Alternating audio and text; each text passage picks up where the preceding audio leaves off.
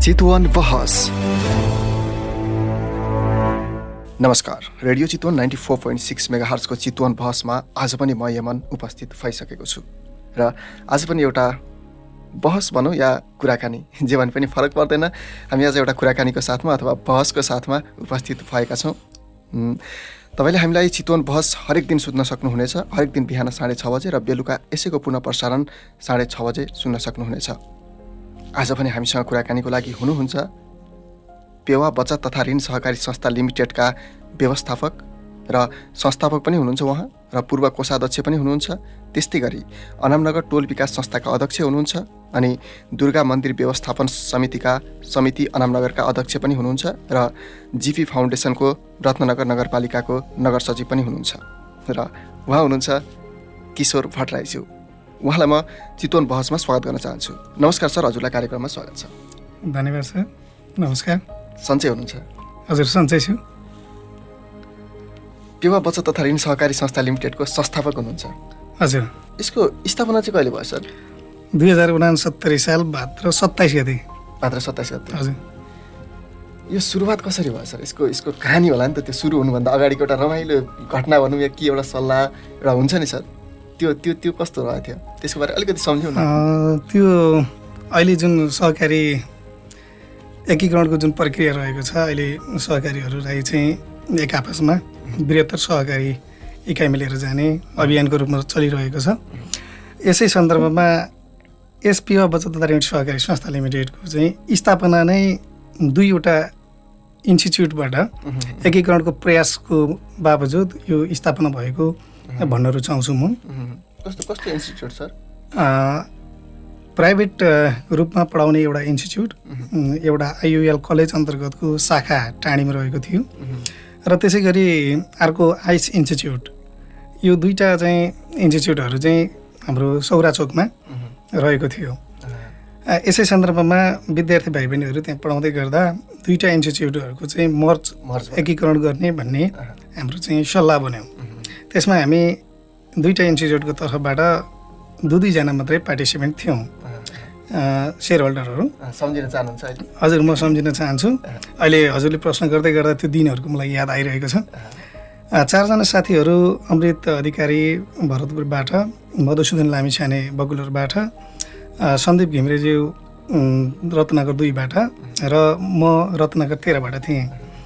यसै सन्दर्भमा हामी इन्स्टिच्युटहरू चाहिँ एकीकरण गर्ने भन्ने विषय छलफल हुँदै गर्दा त्यो निर्णयलाई मूर्त रूपले दिनलाई सामाजिक रूपमा एउटा उत्कृष्ट कार्य के गर्न सकिन्छ त, उपलब्धि चाहिँ के हो त भन्ने विषयमा छलफल हुँदा एउटा सहकारीको स्थापना गरौँ न भनेर सौरा चोकको भट्टराई इलेक्ट्रिक अगाडि आडमा एउटा चाहिँ पौडेलको चिया पसल थियो र त्यो चिया पसलमा बसेर हामीले ती कार्यहरूको शुभारम्भ गऱ्यौँ, त्यो विचारहरूको शुभारम्भ गऱ्यौँ।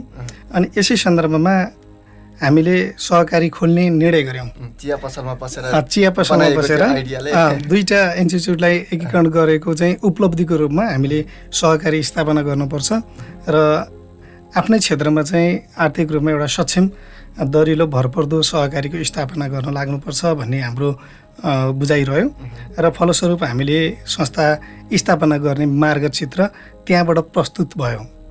यसबारे अलिकति हजुरलाई त्यसो भनेपछि पहिलेदेखि सहकारी सम्बन्धी ज्ञानहरू चाहिँ थियो भनौँ, नत्र त्यस सम्बन्धी ज्ञानहरू जस थियो, कसरी जाने के गर्ने भन्ने कुराहरू त्यसबारे? यस सन्दर्भमा मेरो चाहिँ पृष्ठभूमि एउटा साइबरको व्यवसायबाट सञ्चालन भएको हो। मैले फ्रेन्डली साइबर पूर्वी चितवनको एकमात्र साइबर जो हाम्रो पूर्वी चितवनमा टिगोली जङ्गलबाट यतापट्टि पहिलो साइबरको रूपमा फ्रेन्डली साइबर स्थापना थियो। त्यो मेरो चाहिँ रोबरमा वा मेरो स्वामित्वमा आइसके पछाडि म त्यहाँ टाइपिङहरूको कामहरू गर्थेँ र इन्टरनेटहरूको एक्सेस थियो त्यहाँ। र रत्नगर खैरनी रापतीका सहकारीहरूको अडिटर साहबहरूले, रजिस्ट्रार साहबहरूले त्यहाँ चाहिँ त्यो लेखा परीक्षण प्रतिवेदन बनाउनको निमित्त मैले सहायक भूमिका खेल्थेँ। त्यतिखेर उहाँहरूको डकुमेन्टेसन गरिदिने कामहरू मेरो रहन्थ्यो र पछिल्लो समयमा टाँडी बजारमा पनि अन्य सहकारीहरू स्थापना भएको थियो। त्यसै सन्दर्भमा मेरो नलेज त्यहाँनिरबाट रहन गयो र प्रत्येक डकुमेन्टहरू चाहिँ मसँग सुरक्षित रहन गयो। त्यस्तै गरी साथीहरूसँग पनि केही न केही साथीहरूसँग पनि पछिल्लो समयमा ती कुराहरू भए, तर प्रथमत ती कुराहरू नै भए र हामी जुन साथीहरूसँग मिलेर सहकारी खोल्ने जुन चर्चा चलाउँदै थियौँ, त्यसमध्ये मधुसूदन सर चाहिँ काठमाडौँमा केही समय सहकारीमा काम गरेर आउनुभएको भन्ने पनि थियो र उहाँले पनि अहिले उपाध्यक्ष हुनुहुन्छ। अनि उहाँले नि म डकुमेन्ट साथीभाइबाट चाहिँ म माग्छु नि भन्नुभयो र मसँग भएकोलाई हामीले चाहिँ कम्पाइल गर्न सुरु गऱ्यौँ र हामीले एउटा चाहिँ विधानको प्रारूपहरू तयार गऱ्यौँ। अहिले यो अवस्थामा आइएला भन्ने सोच्नु भएको थियो त्यो बेला? त्यतिखेरको सोचमा चाहिँ यो अवस्था भन्दा पनि मैले सोध्न किन खोजेँ भन्दाखेरि अहिले एकदमै युवा बचत तथा ऋण सहकारी संस्था लिमिटेड एउटा राम्रो अवस्थामा रहेको छ। मैले त्यही भएर पनि हजुरलाई सोध्न चाहेँ, सोच्नु भएको थियो।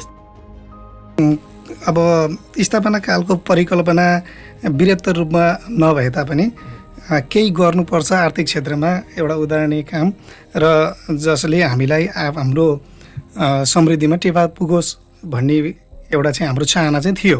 तर दीर्घकालीन लक्ष्यहरू, रणनीतिहरू र कार्यनीतिहरू हामीसँग पर्याप्त मात्रामा थिएन, किनकि हामी त्यसको चाहिँ सिकाइमै थियौँ।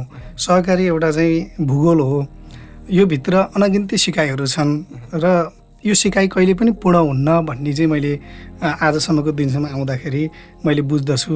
त्यस कारणले गर्दाखेरि हामीले के सिक्यौँ त भन्ने कुराहरू त्यो परिणामको रूपमा देखिन समय पनि लाग्ने र सहकारी कहिले पनि सिकेर नसिद्धिने यो किसिमको चाहिँ एउटा जुन सहकारी अभियान छ, त्यो सहकारीले चाहिँ ठिक ढङ्गले अभियान चलाउँदै सिक्ने र सिकाउने कार्यहरू निरन्तर रूपमा अगाडि बढ्नुपर्छ भन्ने नै छ यसमा चाहिँ। त्यो सुरुवाती स्थापना गर्दाको पल सर ठ्याक्कै अब सुरु गरियो नि त, लगानी चाहियो होला, के चाहियो होला, अनि त्यो सबै कुरा कसरी मिल्यो होला, त्यसको बारेमा अलिकति जोडाउनु छ।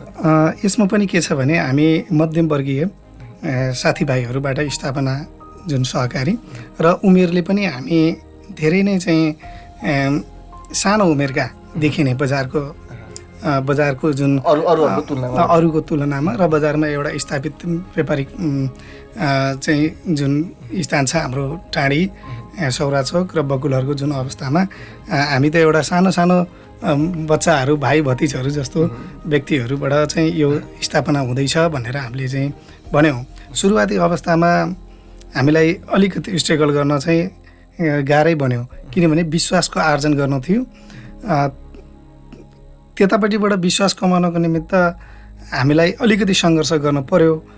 तर फन्डिङको रूपमा चाहिँ हामीले अब त्यतिखेरको तत्कालीन अवस्थामा डिभिजन सहकारी कार्यालय अन्तर्गत दर्ता हुने सहकारीको चाहिँ नीति भएको कारणबाट कम्तीमा पनि 25 जना चाहिँ सेयर सदस्यहरूको भेलाबाट, प्रारम्भिक र दोस्रो भेलाबाट हामीले चाहिँ तरल समिति बनाउँदै संस्था दर्ता गर्न जानुपर्ने एउटा जुन कानुनी चाहिँ अवस्था थियो। त्यसको लागि हामीले चाहिँ नागरिकताहरू कलेक्सन गर्नुपर्ने र 12-15 ठाउँमा चाहिँ हामीले हस्ताक्षरहरू उहाँहरूको गर्नुपर्ने ती कार्यहरू सुरुवात गर्न थियो। ती कार्यहरू सबै सुरुवात हुँदै गर्दा सेयर पुँजी न्यूनतम कति राख्ने भन्ने पनि छलफल चल्यो र हामीले 10,000 चाहिँ सेयरको चाहिँ लागि चाहिँ 10,000 रुपियाँ, एकजना बराबर 10,000 भनियो। तर हामीले चाहिँ त्यसलाई हिसाबमा लिएर जाँदाखेरि म्यानेजमेन्टको विद्यार्थी भएको कारणले पनि 1 सेयर बराबर 100 रुपिस, 100को 1 सेयरको हिसाबले नै हामीले त्यसलाई गणना गऱ्यौँ र हामीले 2,90,000 रुपियाँ 29 जना सेयर सदस्यहरूबाट जुटाउनु चाहिँ सफल भयो। तर हामीले चाहिँ 31 जनाबाट जुटाइएको थियो। 2 जना साथीहरू स्थापना कालमा चाहिँ सहभागी साथी अमृत अधिकारी क्षेत्रको कारणबाट रहनु भएन र अर्को एकजना साथी माधव खतिवडा हुनुहुन्थ्यो र अहिले सञ्चालक समितिमा हुनुहुन्छ। उहाँ पनि क्षेत्रको कारणबाट बछौली चाहिँ गाविसको कारणबाट त्यसमा अटाउनु भएन र हामी 29 जना सेयर सदस्यहरूको 2,90,000 रुपियाँबाट चाहिँ हामीले यसलाई स्थापना गऱ्यौँ। त्यसको सुरुवात त्यतिबाट भयो। हजुर। अहिलेको अवस्था सम्झिनु पर्दा सर अहिले ठ्याक्कै के भइरहेको छ अहिले पेवा बचतमा ठ्याक्कै अहिले भन्नुपर्दाखेरि? पेवा बचत तथा ऋण सहकारी संस्था अहिलेको अवस्थामा जनसमुदायको मनमा बस्न सफल भएको मलाई लाग्दछ। समुदायमा आधारित छ। हामीले घर गाउँमा बोलीचालीको भाषामा जिउँदाको जन्ती मर्दाको मलामी हौँ हामी भन्छौँ। त्यस्तै गरेर सहकारी हाम्रो आर्थिक समृद्धिको पाटो एउटा पेवा र यसले तपाईँहरूको आर्थिक समृद्धिमा टेवा पनि दिन्छ भनेर हामीले भनेका छौँ। र हामीले एउटा स्लोगन बनाएका छौँ, समुदायमा आधारित व्यावसायिक प्रतिस्पर्धी एवं उत्कृष्ट सहकारी पेवा साकोस भनेर हामीले चाहिँ त्यसलाई चाहिँ एउटा स्लोगनको चाहिँ रूपमा भने हामी समुदायभन्दा बाहिर जान सक्दैनौँ र समुदायमा यो व्यवसाय पनि हो भन्ने हिसाबले प्रतिस्पर्धामा पनि उत्कृष्ट सहकारीको रूपमा समुदायमा आधारित हुनुपर्छ भन्ने हिसाबले हामीले त्यसलाई कोड गऱ्यौँ। र हामीले स्ट्राटेजिक प्लानिङहरू बनाउँदै विभिन्न चरणहरूमा राज्यको नीति नियम अन्तर्गत रहेर हामीले त्यसलाई संशोधन पुनर्लेखन लगायतका कार्यहरू नियमित रूपमा हामी गरिराखेका छौँ। र त्यही अन्तर्गत 2074 को ऐन र 2075 को नियावली पछाडि पनि हामीले सम्पूर्ण डकुमेन्टेसनहरू कानुनी आधारहरू प्रष्ट हुने तरिकाबाट विभिन्न साधारण सभाबाट अनुमोदनसहित र नियमकारी निकायहरू जुन हुनुहुन्छ संस्थालाई चाहिँ हेर्ने उहाँहरूबाट हामीले सर्टिफाइड गरेर विधि र विधानहरू पुनर्लेखन पनि गरेर भइसकेको अवस्था छ अहिले। यति बेला हामी रेडियो चितवन 94.6 मेगाहर्जको चितवन बहसमा छौँ र आज हामी कुराकानी गरिरहेका छौँ पेवा बचत तथा ऋण सहकारी संस्था लिमिटेडका व्यवस्थापक र संस्थापक पनि हुनुहुन्छ र पूर्व कोषाध्यक्ष पनि हुनुहुन्छ। उहाँ हुनुहुन्छ किशोर भट्टराईज्यू। हामी कुराकानीकै क्रममा छौँ। सर, यो सेवाग्राहीको मनमा बस्नको लागि कति अप्ठ्यारो छ, कति सहज असहज कस्तो छ, यसमा अनुभव हजुरको कस्तो छ सर? यसमा एउटा यो चाहिँ बचत उठाउने र त्यही बचत चाहिँ सन्तुलन मिलाएर वितरण गर्ने। त्यस कारणले गर्दा पहिला बचतको बानी गरौँ, त्यस पछाडि तपाईँहरूलाई अप्ठ्यारो अवस्था पर्दाखेरि संस्था छ नि भनेर हामीले चाहिँ बुझाउने कोसिसमा छौँ। र यसमा तपाईँले भने जस्तै समुदायलाई बुझाउने र पर व्यक्तिलाई बुझाउने कुराहरूमा चाहिँ व्यक्तिको जुन बुझाइ छ त्यसमा पनि भर पर्ने र संस्थाको बुझाइ र संस्थाबाट दिन सक्ने सदस्य शिक्षाको आधारमा कति हामीले शिक्षित बनाउन सक्यौँ, सदस्यहरूलाई कति हामीले भ्रमण गराउन सक्यौँ, कति अवलोकनमा लिएर गयौँ र कति सदस्य शिक्षा अन्तर्गतको कार्यक्रमहरू सञ्चालन गऱ्यौँ, सामाजिक उत्तरदायित्वको कार्यक्रमहरू हामीले के चाहिँ गर्न सफल भयौँ र समुदायले देखिने हिसाबले समुदायको मनमुटुमा बस्न सक्ने हिसाबले पेवा त हाम्रै वरपर हाम्रै हिसाबले चलेको छ भनेर चाहिँ कतिको गर्न सक्यौँ। हामीले उहाँहरूलाई शिक्षित बनाउने हिसाबले हाम्रो चाहिँ बचत तथा ऋण भएको कारणले पहिला अनिवार्य रूपमा बचत गर्ने बानीको विकास गर्न पर्छ भन्ने हिसाबले हामीले मासिक बचतको विषयमा चाहिँ अगाडि सार्यौँ र सहकारीले गर्नुपर्ने पनि त्यही हो। नीति नियमको अन्तर्गत रहेर गर्नुपर्ने चाहिँ नियमित बचतलाई नै बढी फोकस गर्दै सदस्यहरूलाई शिक्षित गर्दै सदस्यहरूको गाह्रो अप्ठ्यारो पुगाउँदै उहाँहरूलाई आज हामीले लगानी गरेको पुँजीले भोलिका दिनहरूमा 2 वर्ष 5 वर्षपछि फर्केर हेर्दाखेरि उहाँहरूको जीवन स्तरमा कतिको परिवर्तन आयो। मेजर कुरा चाहिँ हामीले यसलाई हेर्नुपर्ने हुन्छ। सामाजिक उत्तरदायित्व अन्तर्गत जस्तै पैसा लिने र पैसा बेच्ने, त्यसलाई नै उत्पादनको रूपमा लिने र त्यसलाई नै फेरि सेल्स गर्ने जुन एउटा परिपाटी छ त्यसमा हामीले लगानी गरेका सेयर सदस्यहरू, लगानी गरेका उद्योगपतिहरू, हामीले लगानी गरेका व्यावसायिक साथीहरूको जीवनमा परिवर्तन भयो कि भएन, सहकारीको मर्म चाहिँ यसमा रहन्छ। र कतिपय अहिले यतिखेर अस्वस्थ रूपमा प्रतिस्पर्धी हुँदै स्थानीय लेभलका सहकारीहरू मात्र नभई बाहिरबाट आयातित भन्ने गरेका छौँ हामीले। आयातित सहकारीहरूको चङ्गुलमा चाहिँ बजारका र सदस्यहरू दिग्भ्रमित हुने हिसाबबाट बचतहरूका कारोबारहरू गरिएको, कति बहुउद्देश्यको नाममा स्थापना भएका सहकारी संस्थाहरू आफ्नो उद्देश्य बेगर बचत तथा ऋणका कार्यक्रमहरू मात्रै अगाडि सारेर हिँडेको, किनकि 70 र 30% राज्यले नीति नै बनाएर तपाईँहरू 30% मात्रै आफ्नो सेयर सदस्यसँग बचत गर्न सक्नुहुन्छ र 70% उद्देश्यमा चाहिँ गर्नुपर्ने हुन्छ भनेर बहुउद्देश्यको रूपमा चाहिँ दर्ता स्वीकृति दिएको अवस्थामा उहाँहरूले त्यसो गरिरहनु नभएको पनि म बुझ्दछु। यसो नियमनकारी निकायहरूले केही एक्सनहरू लिने कुरा कस्तो छ सर यसमा? यसमा नियमकारी निकायहरूको सबै परिपाटीहरू व्यवस्थापनको हिसाबबाट चाहिँ अलिकति कमजोर पनि हामी बुझिराखेका छौँ। तथापि उहाँहरूको एउटा चाहिँ स्ट्यान्डर्ड मेन्टेन गरेर पहिलो समयमा त अब यो फेडरेसन पछाडि त्यसमा संहिता लागू भयो। संहिता लागू भइसके पछाडि त्यो केही समय चाहिँ त्यहाँ ग्याप रह्यो। कर्मचारीको व्यवस्थापनमा राज्यलाई पनि कर्मचारीलाई यहाँ जाऊ उहाँ जाऊ भन्ने विषयमा कर्मचारीलाई छान्न दिने, अनि निजामती कर्मचारीदेखि लिएर सबै कर्मचारीहरूको व्यवस्थापनमा राज्यलाई पनि अप्ठ्यारो परेको हामीले महसुस गरेका हौँ। त्यो एउटा श्रृङ्खला कटिसके पछाडि अहिले रत्नगरभित्र रहेका सहकारीहरूको नियमकारी निकाय रत्नगर नगरपालिकाको सहकारी शाखा, प्रदेश र 2 वा 2 भन्दा बढी नगरपालिकामा हुनुहुन्छ र क्षेत्रमा हुनुहुन्छ भने उहाँ प्रदेश स्तरमा, र 2 प्रदेशमा चाहिँ जो सञ्चालित हुनुहुन्छ 2 या 2 सोभन्दा बढी उहाँ चाहिँ केन्द्रीय स्तरको सहकारीमा सहकारी विभाग अन्तर्गत चाहिँ नियमकारी निकायहरू उहाँहरूले नै हेर्नुहुन्छ। त्यो चाहिँ 3 तहको क्याटेगोरी गरेको छ राज्यले, नगरपालिका र 2 वा 2 भन्दा बढी नगरपालिका र 2 वटा प्रदेश, त्यसरी गरेर सङ्घीय सरकारले हेर्ने, प्रदेश सरकारले हेर्ने र स्थानीय सरकारले हेर्ने भनेर छ। अहिले पेवाको अवस्था चाहिँ रत्नगर नगरपालिकाको सम्पूर्ण वडा कार्यक्षेत्र भएको कारणबाट रत्नगर नगरपालिकाको सहकारी शाखाले नै हामीलाई चाहिँ अनुगमन, नीति नियम लगायत हामीलाई व्यवस्थापनमा सहयोग पुर्याइरहेको अवस्था छ।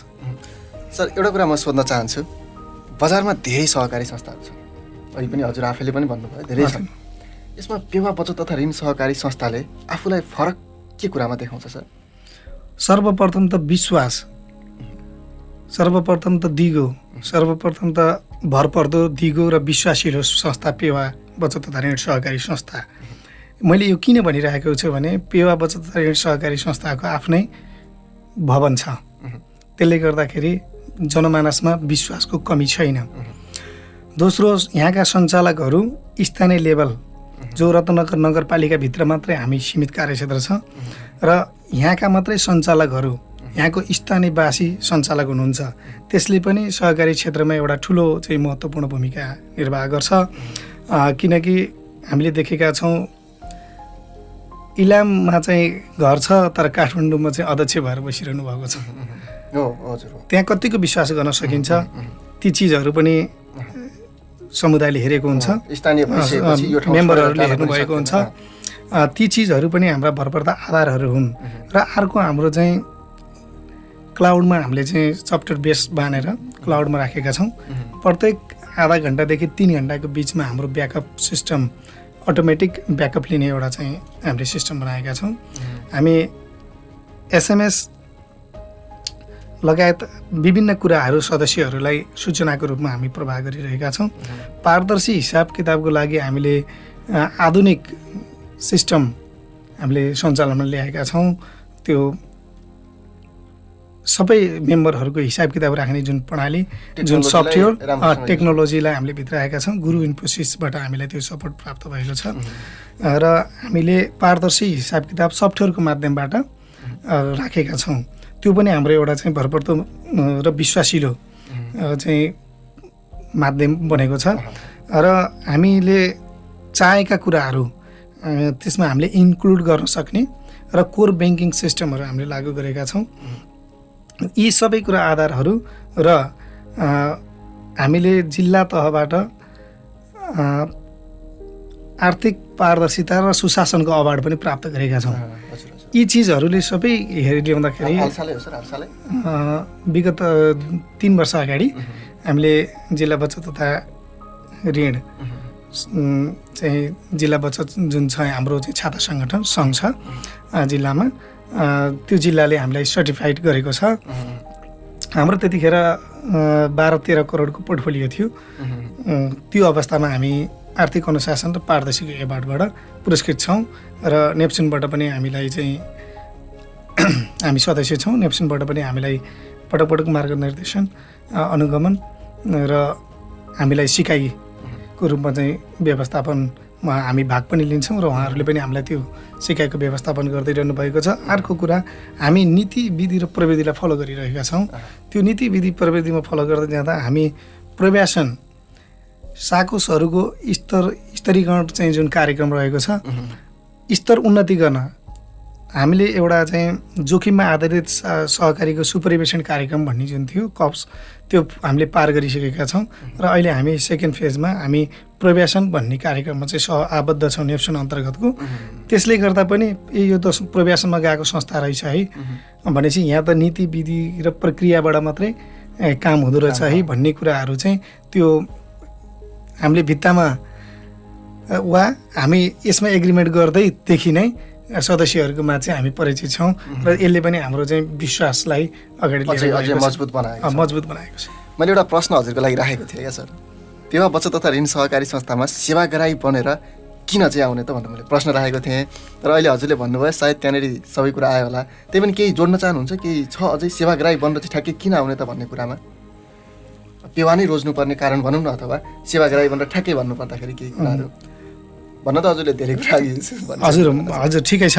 यसमा पेवा नै किन रोज्ने त भन्ने जुन सवालको विषय छ, मैले सर्वप्रथम त सहकारी अभियानको हिसाबले पहिला ब्याङ्क तथा वित्तीय संस्थाभन्दा सहकारी किन रोज्ने भन्ने प्रश्न राम्रो हुन्छ। हामी सहकारीका मालिक हुन्छौँ। सहकारीमा हामीले कारोबार गरेको हामीलाई नै फर्किन्छ। हामीले अहिले तिरेको ऋण वा ब्याज त्यो कालान्तरमा हामीलाई नै फिर्ता हुन्छ। सहकारीमा, ब्याङ्कमा त्यो हुँदैन। हामी प्रत्येक वर्ष बोनसको रूपमा आफ्नो सेयर बापतको बोनस लिइरहेका हुन्छौँ भने पेवामा आउनुपर्ने कारण चाहिँ हामीले विगत वर्षदेखि सेयरमा हालेको बोनस मात्रै फिर्ता गरेका छैनौँ, हामीले कारोबारको आधारमा संरक्षित पुँजी वितरण कोषै फिर्ता गरेका छौँ। यो सबैभन्दा सबल पक्ष हाम्रो पेवाको रहेको छ। त्यस्तै गरी हामीले राज्यलाई अनिवार्य रूपमा पारदर्शी रूपमा राज्यलाई हामीले ट्याक्स बुझाएका छौँ। हाम्रो अडिटको चाहिँ जुन सिएबाट अडिट हुन्छ हाम्रो, उहाँहरूले दिनुभएको सुझावहरूलाई हामीले अङ्गीकार गर्दै हामी अगाडि बढेका छौँ। एउटा सेवाग्राहीले हेर्ने कुरा चाहिँ के भने, जस्तै गाउँघरमा छोरी चेलीबेटीको बिहा हुनु पऱ्यो भने कुलघरानको केटा खोज्ने चलन जुन छ, त्यस्तै गरेर पारदर्शीको एवार्ड पाएको संस्था, अनुशासनमा हिँडेको, विधिमा हिँडेको, प्रविधिमा हिँडेको संस्था चाहिँ हामीले बनाउन खोजेका छौँ र त्यही विश्वासको आधारमा हामी अगाडि बढेका छौँ र सरल रूपमा हामी कर्जाहरू प्रवाह गर्छौँ। हाम्रा सदस्यहरूलाई बिना झन्झट हामी चाहिँ ऋण प्रक्रियामा भाग लिन दिएका छौँ। हामीले यो मानेमा र ऊ मानेमा सदस्यहरूलाई विभेद गरेका छैनौँ। हामीले साधारण सभामा सम्पूर्ण पेवाका सदस्यहरू बोलचालीको भाषामा भन्ने गरिन्छ, कोही संस्थापक कोही के, तर त्यो होइन। हामीले न संस्थापकलाई हेरेका छौँ न साधारणलाई भनेर छुट्याएका छौँ। हामीले सम्पूर्णलाई एकै ठाउँमा एउटै इज्जतका साथ, एउटै चाहिँ मान मर्यादाका साथ हामीले साधारण सभामा पार्टिसिपेट हुने मौका दिन्छौँ। उहाँहरूलाई यातायात खर्चको रूपमा व्यवस्थापन गर्छौँ। उहाँहरूलाई भन्ने चलन छ 100 रुपियाँको खाता त हो नि, तर उहाँहरू पनि साधारण सभामा आएर उम्मेदवार चुन्ने र चुनिने अधिकार हामीले प्रत्यार्जन गरेका छौँ र उहाँहरूलाई बोनस पनि हामी वितरण गर्छौँ, यातायात खर्च पनि वितरण गर्छौँ। त्यसो गर्दाखेरि आत्मगौरवको रूपमा उहाँहरूलाई हामीले चाहिँ एउटा सहकार्य गरेका छौँ। यी कुराहरू हामीले सदस्यलाई बुझाउनु पर्ने पनि छ र कति सदस्यहरूले त त्यो फरक छुट्याइसक्नु भएको छ। त्यो साधारण सभाको स्थिति, त्यो हामीले उहाँहरूलाई खातामा चाहिँ पठाइदिएको हामीले बोनस चाहिँ वितरणको प्रक्रिया र कारोबारको आधारमा हामीले जुन बोनस वितरण गर्छौँ त्यसमा पनि पेवाका सदस्यहरू मलाई जहाँसम्म लाग्छ सन्तुष्ट हुनुहुन्छ भन्ने मलाई लाग्छ। हुन्छ, यति बेला हामी रेडियो चितवन 94.6 मेगाहर्जको चितवन बहसमा छौँ र तपाईँले हामीलाई हाम्रो पात्र मार्फत पनि सुन्न सक्नुहुनेछ। त्यस्तै गरी www.radiocitwan.com लगन गरेर पनि सुन्न सक्नुहुनेछ।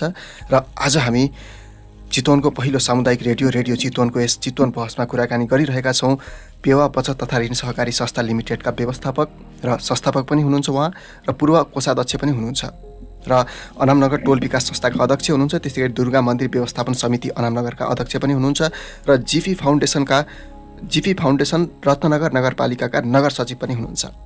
उहाँ हुनुहुन्छ, मैले 2-3 चोटि त भनिसकेँ, फेरि पनि भन्छु, उहाँ किशोर भट्टराई हुनुहुन्छ आज हामीसँग कुराकानीको लागि। हामीसँग समय अलिकति कम नै छ र हामी अझै पनि केही कुरा त गर्ने नै छौँ सर, थोरै कुरा अझै बाँकी छ। अब कुराकानीले पनि जोडौँ। हुन्छ सर। अब अरू कुरा त हामीले गऱ्यौँ धेरै कुरा, अहिले पेवाको भवन पनि बन्दैछ, कस्तो हुँदो रहेछ सर यो भवन बनाउने क्रम चाहिँ? बडो हामीले लिएका लक्ष्यहरूमध्ये हामीले एउटा सफलताको विषय, गौरवको विषय, आफ्नो चाहिँ दिगोपनको विषयलाई यसलाई हामीले जोडेका छौँ। हामीले घर जग्गा कोष स्थापना गरेका थियौँ। आज मैले भन्नुपर्ने हुन्छ तपाईँको चाहिँ यो पपुलर मिडियाबाट रेडियो चितवन हाम्रो स्थानीय रेडियो यो सुनिरहनुभएका सम्पूर्ण आदरणीय श्रोताबिन्दहरूलाई मैले भन्नुपर्ने हुन्छ र पेवासँग आबद्ध रहनुहुने सम्पूर्ण शेयर सदस्यहरूलाई आज हामीले लिएका लक्ष्यहरू, धेरै लक्ष्यहरूमध्ये घर जग्गाको जुन हाम्रो लक्ष्य थियो, पेवाको आफ्नै जमिन र भवन हुनेछ भन्ने जुन लक्ष्य थियो त्यो हामीले आह्वान गरेका थियौँ र हामीले सदस्यहरूबाट केही प्रतिशतको रूपमा हामीले घर जग्गा कोष निर्माण गर्ने हामीले कोसिस गरेका छौँ। यसमा तपाईँहरू पार्टिसिपेन्ट भइदिनुपर्छ।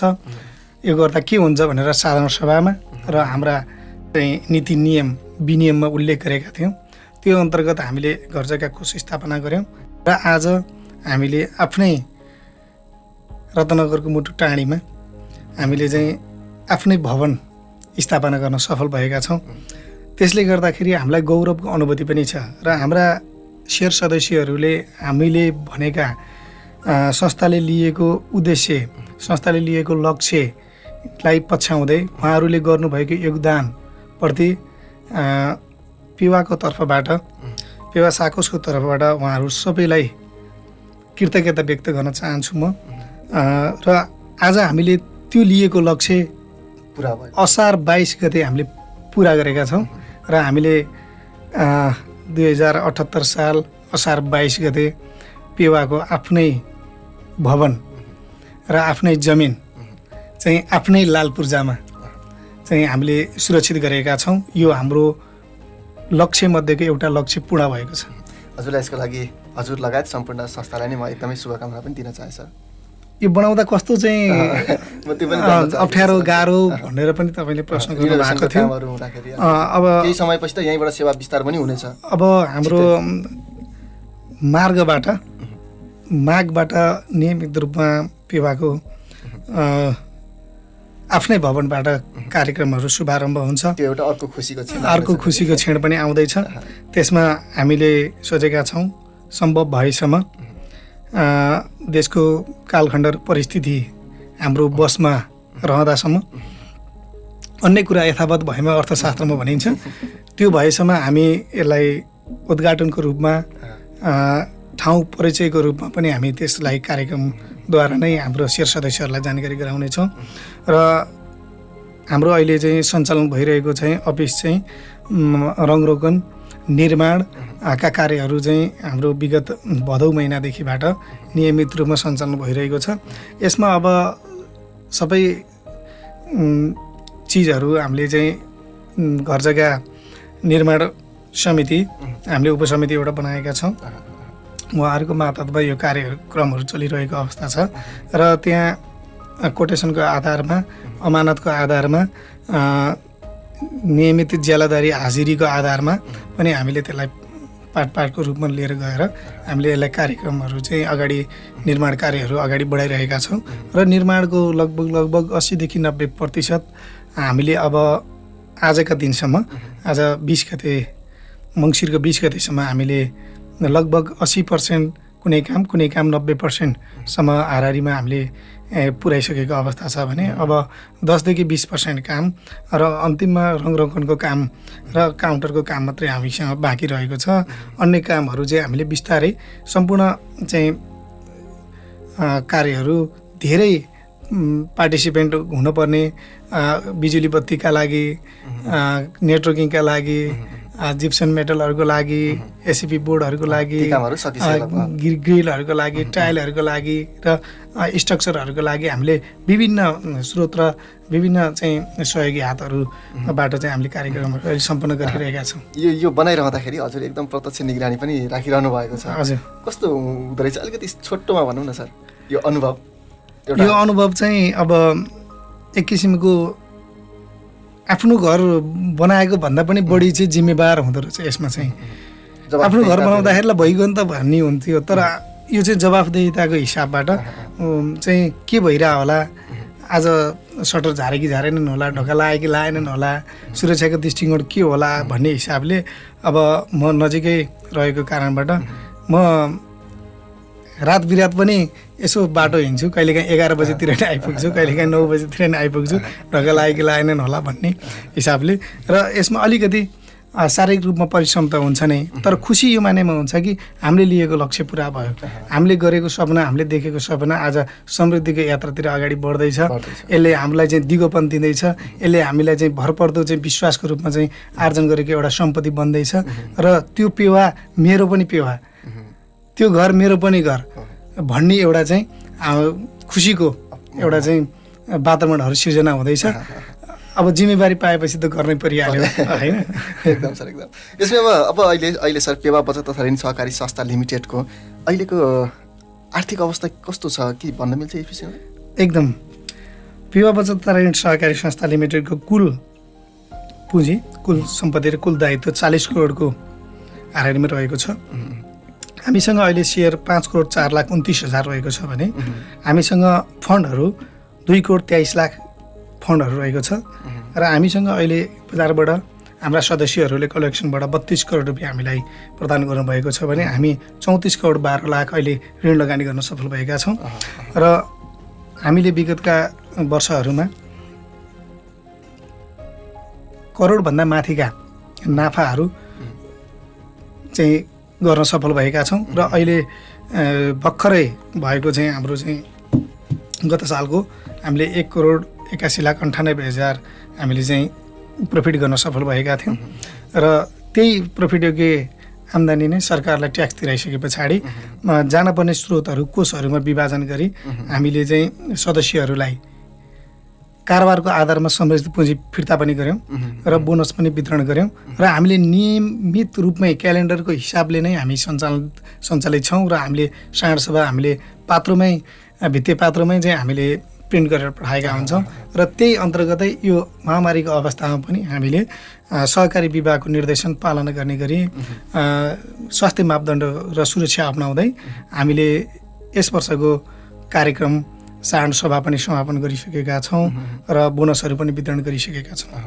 अब के सर अहिले पेवाको कति ठाउँबाट चाहिँ सेवा लिन सकिन्छ, के छ अवस्था अहिले? अहिले हामीसँग एउटा सदस्य सेवा केन्द्र पिठुवा रत्नगर 15 पाञ्चायन चोक र साबिक पिठुवामा रहेको छ। हामी कार्यक्षेत्र विस्तारको योजनामा रहेका छौँ। खैरेनी तथा कालिका नगरपालिका क्षेत्रभित्र हामी कार्यक्षेत्र विस्तार गर्ने सोचमा छौँ। र यसमा नियमकारी निकायहरूको उचित भूमिका र हाम्रो चाहिँ डेलिगेसन सधैँ रहेको छ। नीति नियमले दिएसम्म हामी शाखाहरू एक्सपेन्सन गर्ने र एकीकरण प्रक्रियालाई सधैँ जीवन्त राखिरहेका छौँ। हामी साधारण सभाबाट एकीकरण प्रक्रियामा सधैँ खुल्ला छौँ। र हामीसँग चाहिँ मन मिल्ने उस्तै प्रकृतिका र समान हैसियतका र सहकारी अभियानलाई एउटा बृहत्तर रूपमा अगाडि बढाउनको लागि सहकारी गर्न आउनुहुने सम्पूर्ण साकोसहरूलाई एकीकरण प्रक्रियामा सम्मानजनक एकीकरण प्रक्रियामा भाग लिनको लागि हामी हार्दिक आह्वान पनि गरिरहेका छौँ। र भित्रभित्रै हाम्रो मर्जर उपसमितिले यी कार्यहरू गरिरहनु भएको छ। सम्भवतः हामी छिट्टै नै नयाँ शाखाहरू विस्तारसहित हामी आउनेछौँ र एकीकरणको पनि हामी सम्भवतः घोषणा गर्नेछौँ। यसमा पनि हामी आशावादी छौँ। अहिले हामी चाहिँ 2टा फेजमा संयुक्त एकीकरण प्रक्रिया सम्मानजनक हिसाबले र कार्यक्षेत्र विस्तारको हिसाबमा अगाडि बढिरहेका छौँ। अब पेवा बचत तथा ऋण सहकारी संस्था लिमिटेडको अलिकति भविष्य पनि कस्तो रहेको छ, लक्ष्य एउटा त्यो एउटा भविष्यको अलिकति सुनौँ न, त्यसबारेमा पनि सर अलिकति जानकारी राखौँ। हामीले लिएका लक्ष्यहरूमध्ये त्रिवर्षीय रणनीतिक योजना हामीले पुरा गरेका छौँ। हामीले त्रिवर्षिक रणनीतिक योजना अन्तर्गत भनेका थियौँ हामीले यो इन्डिकेटरमा यति हामी चाहिँ चिजहरू पुरा गर्छौँ, ती चिजहरू हामीले फुलफिल गरौँ। त्यो अन्तर्गतै अहिले तपाईँले मलाई प्रश्न गर्नुभएको थियो, पेवाको आफ्नै भवन हुनेछ, आफ्नै जमिन हुनेछ, यी लक्ष्यभित्र रहेका थिए। स्ट्राटेजी प्लानिङभित्र यी चिजहरू पुरा भएको छ। सेयरको आधारमा हामीले लिएका लक्ष्य पूर्ण गर्दै गएका छौँ भने नाफाको रूपमा हामीले अनएक्सपेक्टेड नाफा, उच्चतम प्रतिफल पनि हामीले प्राप्त गरेका छौँ।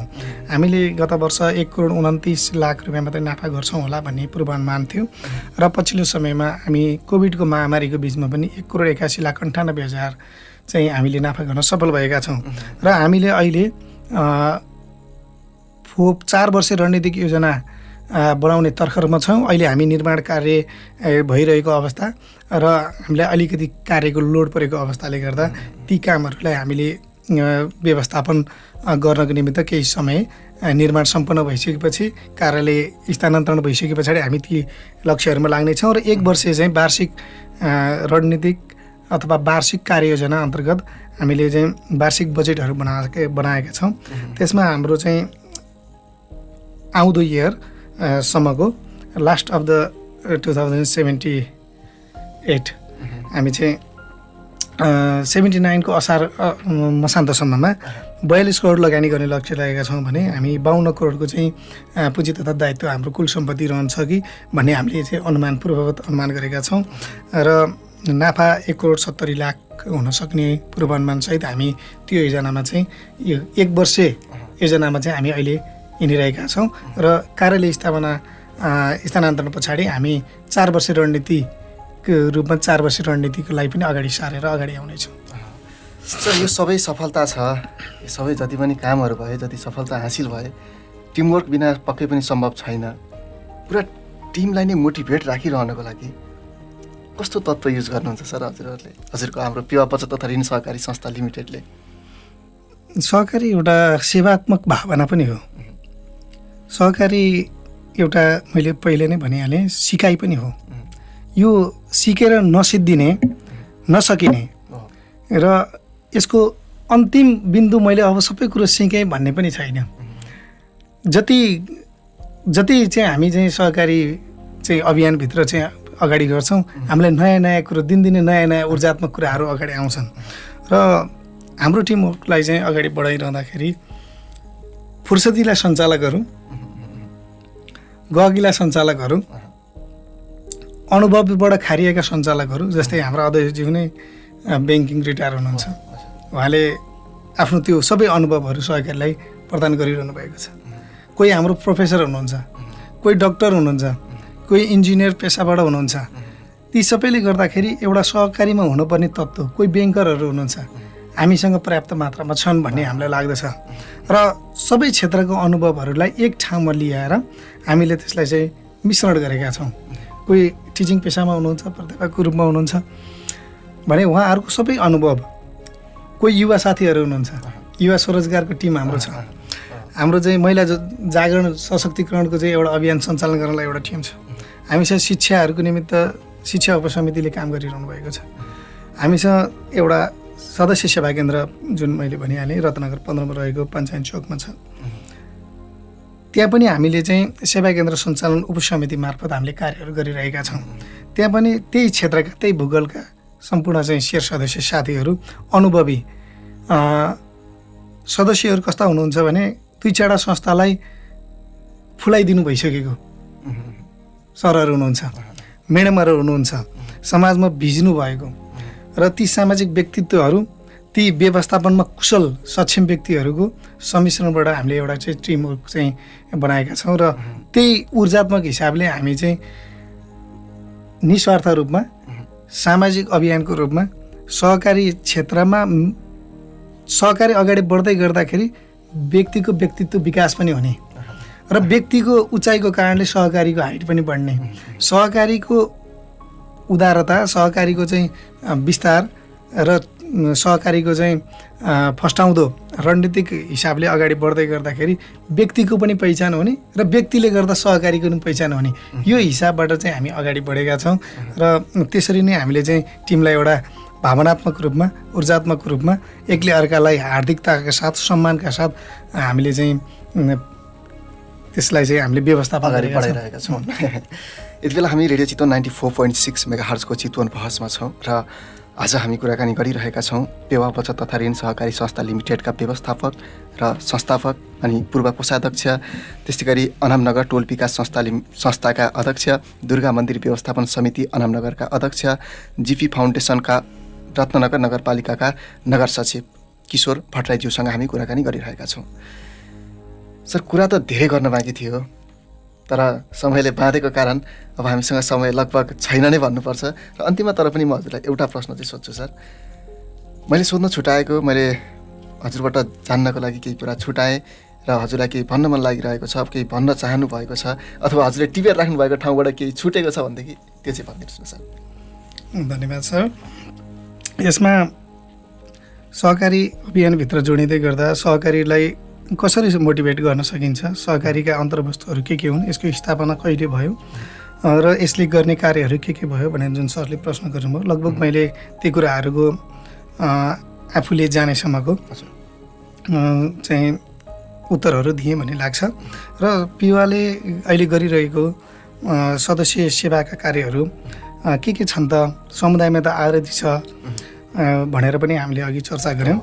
हामीले सदस्यहरूको हितको निमित्त एउटा सदस्य राहत कोषको स्थापना गरेका छौँ विगत वर्षदेखि नै। हाम्रा सदस्यहरूलाई दुःख पीर मर्का परेको बेलामा, सदस्यको घरमा दुःखद घटना भएको बेलामा, सदस्य स्वयंको स्वर्गारोहण भएको बेलामा हामीले सदस्यहरूको स्वर्गारोहण अथवा दुःखद घटना घट्यो भने हामीले सदस्य राहत कोषबाट 20,000 रुपियाँ क्रिया खर्च मार्फत हामीले उपलब्ध गराउँदै आएका छौँ। भने परिवारजनमा त्यस्ता दुःखद घटनाहरू परेको अवस्थामा हामीले फोटो फ्रेम र श्रद्धाञ्जली व्यक्त गर्नको निम्ति श्रद्धाञ्जली सभाहरू कार्यक्रमहरू सञ्चालन गर्दै हामी गइरहेका छौँ। त्यसलाई हामीले कन्टिन्यू गरिरहेका छौँ। त्यस्तै गरी हामीले बालबालिकाहरू, कोपिलाहरूको लागि हामीले बाल बचत चाहिँ स्थापना गरेका छौँ। बाल बचतको चाहिँ हाम्रो एउटा बचतको चाहिँ क्याटेगोरी छ। त्यसमा हामीले वर्ष दिनमा उसको बर्थडेमा हामीले बर्थडे केक उपहार दिन्छौँ। त्यो खुसीको लागि, त्यो हाम्रो चाहिँ परिवारको सदस्यको आज जन्मदिनको खुसियालीमा एकजना बालबालिका हाम्रो परिवारका सदस्य ऊर्जात्मक रूपमा एउटा चाहिँ भावनात्मक रूपमा पेवासँग चाहिँ जोडिनको निमित्त र संस्थाले एउटा उपहार स्वरूप केक पठाइदिने गरेको छ। त्यो पनि हामीले काम गरेका छौँ। र प्रवृत्तिको क्षेत्रमा हामीले गुरु इन्फोसिसबाट चाहिँ हामीले सेवा प्रदान गरिरहेका छौँ। क्लाउडमा त्यसको चाहिँ व्यवस्थापन गरेका छौँ। स्टोरेजको लागि भने हामीले मिस कल ब्याङ्किङको अवधारणा लिएर आएका छौँ, जसले गाउँघरमा बसेर एन्ड्रोइड मोबाइलहरू चलाउन सक्नुभएको छैन, किप्याडवाला मोबाइलहरू चलाउनु भएको छ। उहाँहरूलाई रिचार्ज गर्नको लागि राति बिरात चाहिँ पसलमा गइरहन नपरोस्, अन्य इन्फर्मेसनको लागि, ब्यालेन्स इन्फर्मेसनको लागि गइरहन नपरोस् भनेर एन्ड्रोइड मोबाइल नबोक्ने सदस्यहरूको लागि हामीले मिस कल ब्याङ्किङ लिएर आएका छौँ। मिस कल गरेपछि उहाँहरूको रिचार्ज हुन्छ, ब्यालेन्स इन्क्वायरी गर्न सक्नुहुन्छ। अर्को हामीले पारदर्शीको लागि बजारमा फिल्ड सहायक कर्मचारीहरू, बजार प्रतिनिधिहरूलाई घर घरबाट सेवा दिएका छौँ। कर्मचारीहरू गएर घर घरबाट चाहिँ उहाँहरूको चाहिँ बचत कलेक्सन गरेर ल्याइदिनु भएको छ। र त्यसमा हामीले मेन्युअली रूपमा, हस्तलिखित रूपमा विगतमा पठाउने थियौँ भने हामी 2 वर्षदेखि पूर्वी चितवनमा एउटा मात्रै शाखा, पेवा शाखा, जसले अनलाइन ट्याब्लेट ब्याङ्किङ, अन्य शाखाहरूले पनि ट्याब्लेट लिएर हिँड्नुहुन्छ तर उहाँहरूले अनलाइन गर्नुभएको छैन मलाई जहाँसम्म बुझाइमा छ। र पेवाले अनलाइन उत्तिखेरै तपाईँलाई चाहिँ अनलाइन सेवा दिइरहेको छ, अनलाइन ट्याब्लेट ब्याङ्किङ। उहाँहरूले आएर स्पेसहरूको चाहिँ कमी कमजोरी, ल्यापटपमा फेरि चाहिँ पोर्टहरू जोडिरहनु पर्ने झन्झटबाट मुक्ति पाउनु भएको छ भने हाम्रा सदस्यहरूलाई पनि विश्वास चाहिँ आर्जन गर्नुभएको छ। अनलाइन रूपमै उहाँहरूले चाहिँ उहाँहरूको चाहिँ ब्यालेन्स त्यहीँ इन्क्वायरी गरिदिनुहुन्छ, त्यहीँ डिपोजिट गरिदिनुहुन्छ। त्यस्तै गरी हामीले प्ले स्टोरमा Pewa mobile banking smart banking स्थापना गरेका छौँ। त्यसबाट टपअप गर्न पनि खानेपानीको बिजुलीको पैसाहरू, रिचार्जका कुराहरू, इन्टरनेटका पैसाहरू तिर मिल्ने र एक सदस्यले अर्को सदस्यलाई खातामा पैसा ट्रान्सफर गर्न मिल्ने एकाउन्ट टु एकाउन्ट ट्रान्सफरको व्यवस्था र यी चिजहरू हामीले चाहिँ मोबाइल ब्याङ्किङबाट चाहिँ हामीले सेवा दिइरहेका छौँ। र ब्याङ्क थ्रु सहकारी through bank inter banking system पनि चालु अवस्थामा रहेको छ। र अहिले म तपाईँसँग गफ गरिरहँदा 22वटा ब्याङ्कको काम भइएको छ भने हामी 60+ ब्याङ्क तथा वित्तीय संस्थाहरूको चाहिँ सफ्टवेयरहरू चाहिँ एकैचोटि हामीले चाहिँ ट्रान्सफर गर्न मिल्ने व्यवस्थापन गर्दैछौँ। त्यसलाई हामी इन्टर ब्याङ्किङको नाम दिँदैछौँ। र विगतदेखि नै हामी स्थापना कालदेखि नै SMS ब्याङ्किङ जुन चाहिँ सदस्यहरूले राख्नुभएको पैसा र झिक्नु भएको पैसाको इन्फर्मेसन दिन्छ, त्यो SMS ब्याङ्किङ पनि हामीले कन्टिन्युस गरिरहेका छौँ। यसरी हेर्दाखेरि सहकारीले अहिले दिएका सेवाहरू यी रहेका छन् भने अहिले हामी ऋण लगानी 70 लाखसम्म हामीले एकजना सदस्यलाई भ्यालुएसनको आधारबाट 70 लाखसम्म हामीले प्रोभाइड गरिरहेका छौँ। र हामीले नीति विधिलाई एकदमै फलो गरिरहेका छौँ। हामीले 3 महिनाभन्दा अगाडि ऋण लगानी गर्ने गरेका छैनौँ। सदस्य बनेको 3 महिना पछाडि मात्र हामीले ऋण लगानी गर्ने व्यवस्थापन मिलाएका छौँ। र यो 2074को सहकारी ऐन अन्तर्गत पनि यो कुराहरू उल्लेख भएको कारणबाट हामी सुशासनको लागि सम्पत्ति शुद्धिकरण लगायतका कामहरू पनि STR र TTRको माध्यमबाट सूचनाहरू सम्प्रेषणको लागि पनि हामीले काम गरिरहेका छौँ।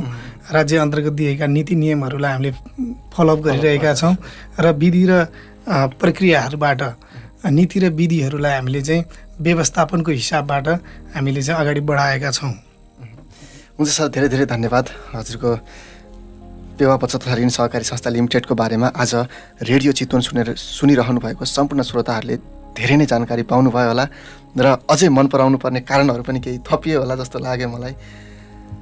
समयको लागि धेरै धेरै धन्यवाद सर। धन्यवाद। हामी अब चितवन बहसबाट छुट्टिन्छौँ सर। नमस्ते। चितवन बहस।